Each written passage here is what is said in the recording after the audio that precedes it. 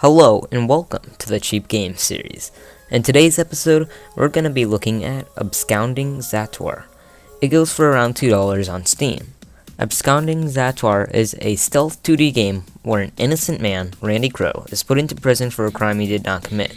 Your mission is to escape from Zawtor prison and prove his innocence.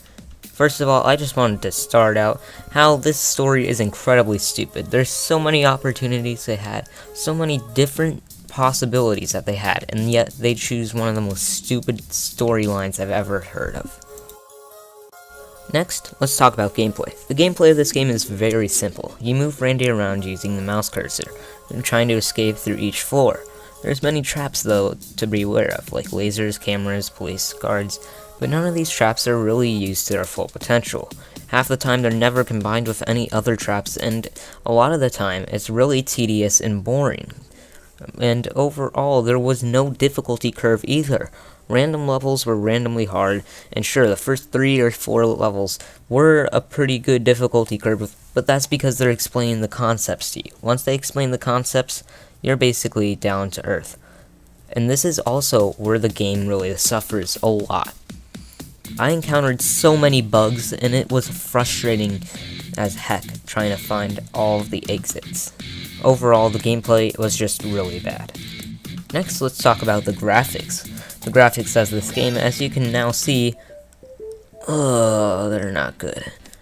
They're very basic, but they don't match with each other. The character models do not match the setting or the environment they're in. Overall, it's just nothing good here. The art style is non-existent, and it's just a random mishmash. Speaking of parts of this game that are bad, the music is also not good at all. It's all of the royalty-free music you'd expect on a YouTube video, and it's really cringy.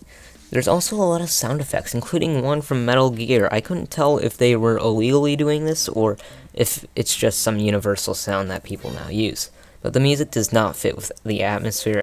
And lastly, let's talk about lasting appeal. Or the lack of lasting appeal, because honestly, the only reason you'd ever play this game is to get trading cards. I personally got this in a 10-pack at games for 79 cents. All of the games had trading cards, and all the trading cards were at least 6 cents, meaning that basically I made money by just buying that pack. But overall, this game is not worth it at all. The levels are boring and tedious, the graphics and music are awful, the game design is overall not too great, the story isn't great either, and overall, it's just one of the worst games I've ever played. I get that this was made from a small team of developers, or actually one developer. It still wasn't good enough. Super Meat Boy was made by 2 people, and yet they made one of the most amazing platformers ever. And yet this game can't even top the "this is an okay game" list.